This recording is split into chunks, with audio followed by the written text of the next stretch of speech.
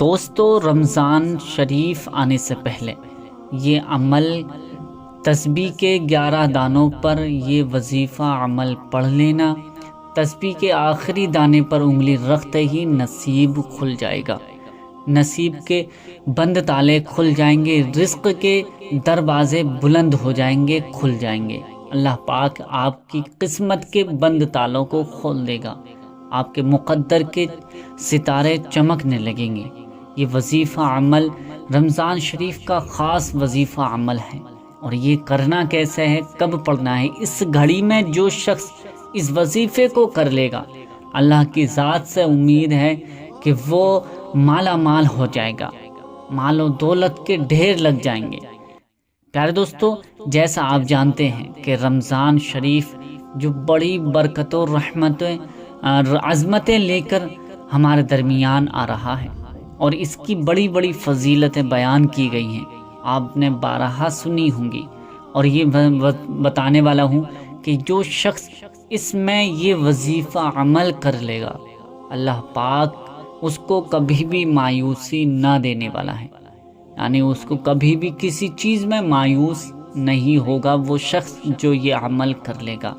اب کرنا کیسے ہے؟ یہ وظیفہ بہت ہی مختصر سا وظیفہ ہے، میں بتا دیتا ہوں کہ رمضان شریف جو بڑی برکت و رحمت و عظمت والا مہینہ ہے، ہمارے حضرت محمد مصطفیٰ صلی اللہ تعالی علیہ وسلم پیارے آقا جن کی ہم امت میں ہیں، وہ ارشاد فرماتے ہیں کہ رجب جو ہے وہ اللہ تعالی کا مہینہ ہے، شعبان المعظم میرا مہینہ ہے، اور رمضان مبارک یہ میری امت کا مہینہ ہے۔ سبحان اللہ، اس میں اللہ پاک اپنی رحمت کے دروازے کھول دیتا ہے، اپنی رحمتیں نچھاور کرتا ہے اپنے بندوں پر، جو اس کے بندے عبادتیں کرتے ہیں، اس کے لیے قیام کرتے ہیں، اس کے لیے ذکر و اذکار کرتے ہیں، توبہ کرتے ہیں، اور اس مہینے کی تیاریاں کرتے ہیں، اس پر اپنی رحمتیں، برکتیں نازل فرماتا ہے، لٹاتا ہے۔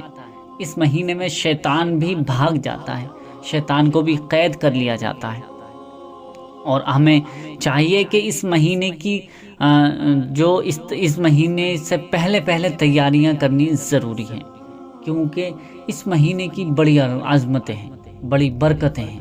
اس مہینے میں جو شخص 11 مرتبہ سورہ اخلاص کو اس طرح پڑھے گا، اللہ پاک اس کو 3 قرآن شریف پڑھنے سے زیادہ ثواب عطا فرمائے گا۔ سبحان اللہ۔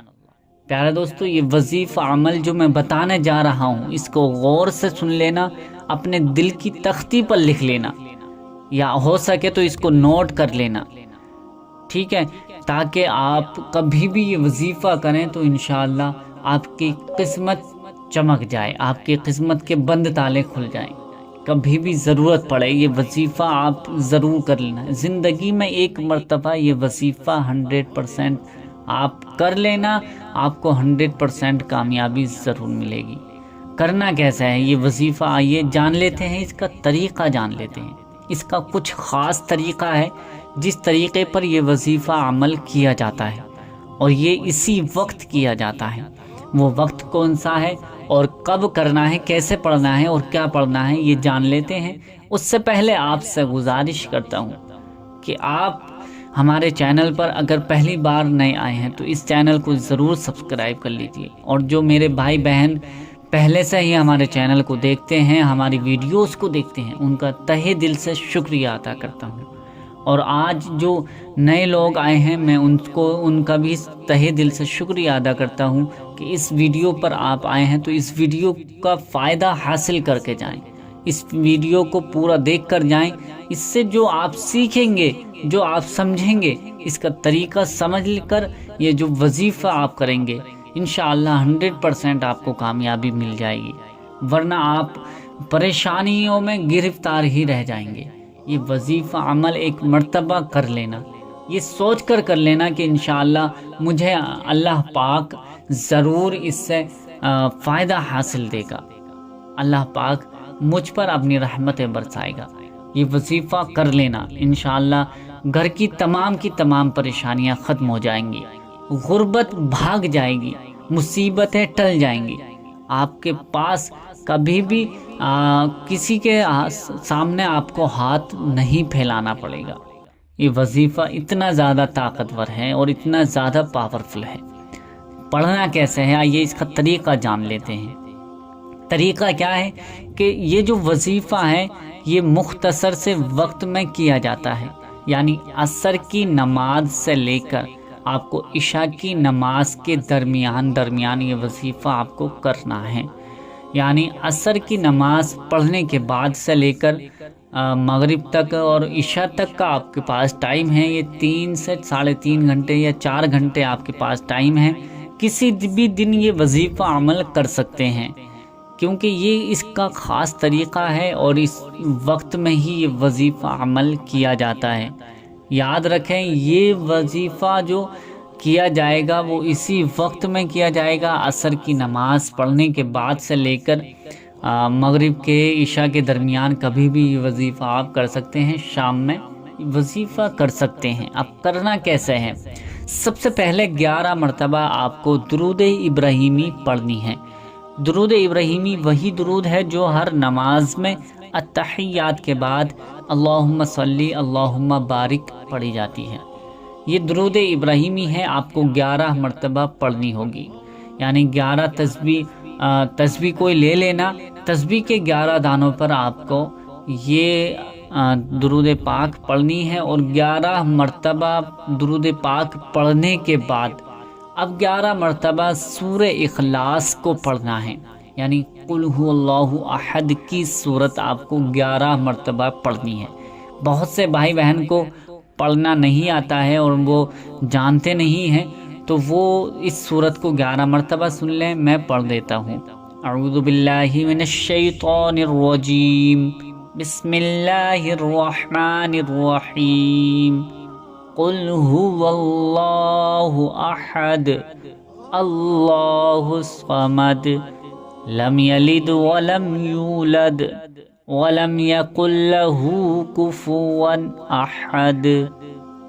یہ سورہ اخلاص ہے، آپ کو 11 مرتبہ پڑھنی ہے۔ یاد رکھیں 11 مرتبہ سے آپ زیادہ بھی نہ پڑھیں، یعنی 12 مرتبہ بھی نہیں پڑھنی ہے آپ کو، اور 10 مرتبہ بھی نہیں پڑھنی ہے، یعنی کم بھی نہیں پڑھنا ہے اور زیادہ بھی نہیں پڑھنی ہے۔ صرف اور صرف آپ کو 11 مرتبہ ہی سورہ اخلاص کو پڑھنی ہے۔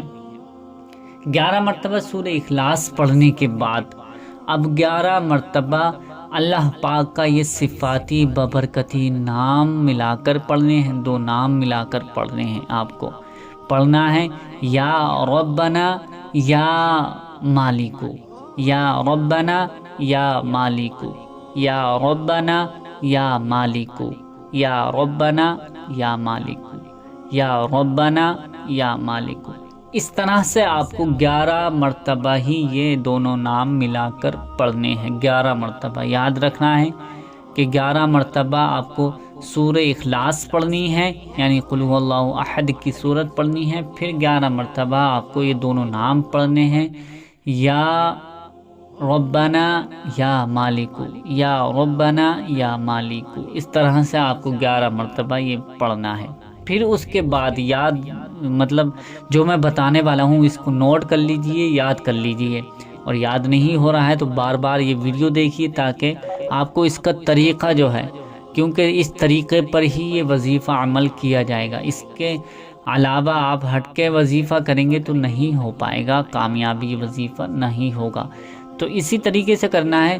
11 مرتبہ آپ کو درود پاک پڑھنی ہے سب سے پہلے، پھر اس کے بعد سورہ اخلاص 11 مرتبہ پڑھنی ہے، پھر اس کے بعد 11 مرتبہ آپ کو یہ اللہ پاک کے دونوں نام صفاتی نام ملا کر پڑھنے ہیں، یا ربنا یا مالکو۔ پھر اس کے بعد 11 مرتبہ آپ کو سورہ کوثر پڑھنی ہے، جو قرآن شریف کی سب سے چھوٹی سورت ہے۔ آپ کو 11 مرتبہ وہی سورت پڑھنی ہے، وہ میں ایک مرتبہ پڑھ کر سنا دیتا ہوں۔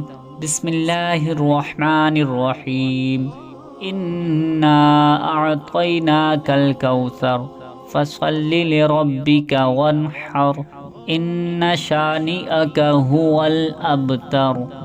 یہ سورہ کوثر ہے، چھوٹی سی صورت ہے، یہ بھی آپ کو 11 مرتبہ پڑھنی ہے۔ 11 مرتبہ سورہ کوثر پڑھنے کے بعد اب وہی درود پاک آپ کو 11 مرتبہ پڑھنی ہے جو آپ نے پہلے درود پاک 11 مرتبہ پڑھی تھی، یعنی آخر میں بھی 11 مرتبہ اور شروع میں بھی آپ کو 11 مرتبہ درود پاک، اول آخر دونوں میں 11 مرتبہ درود پاک پڑھنی ہے۔ اس کے درمیان جو آپ کو میں نے بتایا ہے وہی آپ کو پڑھنا ہوگا۔ اب یہ وظیفہ جیسے ہی مکمل ہوگا، یہ اس بات کو دھیان رکھیں، یاد رکھ لیں، یاد کر لیں، ٹھیک ہے۔ اس کا جو طریقہ ہے، اب کرنے کے بعد اپنے سینے پر سیدھا ہاتھ آپ کو سینے پر رکھ لینا ہے، یعنی آپ کا جو داہنا ہاتھ ہے اس کو سینے پر رکھ لینا ہے۔ سینے پر ہاتھ رکھ کر اللہ پاک کی بارگاہ میں دعا ایک دوسرے ہاتھ کو اٹھا لینا ہے، اور دل ہی دل میں اس کے لیے جو آپ کا مقصد ہے، جو آپ کی تمنا ہے، جو آپ کی مرادیں ہیں، جو بھی دلی جائز تمنا ہے آپ دل میں رکھیں، اور اللہ پاک کی بارگاہ میں رو رو کر گڑ گڑا کر اپنے کام کے لیے، اپنے کاروبار کے لیے، اپنے مقصد کے لیے دعا کریں۔ اللہ پاک یہ وظیفہ کرنے والے پر اپنی رحمتیں نچھاور فرمائے گا، اور اس پر خاص اپنی رحمتیں کھول دے گا، اور اس کی تمام حاجتیں پوری فرما دے گا۔ جو بھی وظیفہ کرتا ہے اللہ پاک اس کو ضرور کامیابی عطا فرماتا ہے۔ بہت سے بھائی بہنوں نے یہ وظیفہ کیا ہے، وہ اس سے فائدہ حاصل کرتے ہیں اور کر رہے ہیں۔ آپ بھی اس وظیفے کو، اس عمل کو جس طرح سے میں نے بتایا ہے اسی طرح سے کر لینا، انشاءاللہ 100% آپ کو کامیابی ضرور مل جائے گی۔ اب یہ وظیفہ مکمل ہو گیا ہے، طریقہ بھی اس کا آپ نے جان لیا ہے۔ اب آپ سے گزارش ہے کہ اسے زیادہ سے زیادہ شیئر کریں تاکہ اس سے دوسرے بھائی بہن بھی فائدہ حاصل کر سکیں، اور اس نیت سے شیئر کریں کہ ہمیں بھی اس سے ہمیں بھی اس کا ثواب ملتا رہے گا۔ کوئی بھی بھائی بہن آپ کے بھیجے ہوئے اس عمل پر کم عمل کرتا ہے، اس وظیفے کو کرتا ہے، اس پر عمل کرتا ہے، تو اس کا ثواب آپ کو بھی ملتا رہے گا۔ امید کرتا ہوں کہ یہ ویڈیو آپ کو پسند آئی ہوگی۔ پسند آئی ہے تو اسے لائک کر کے شیئر ضرور کر دیں۔ ملتے ہیں اگلی نئی ویڈیو میں، تب تک کے لیے اللہ حافظ۔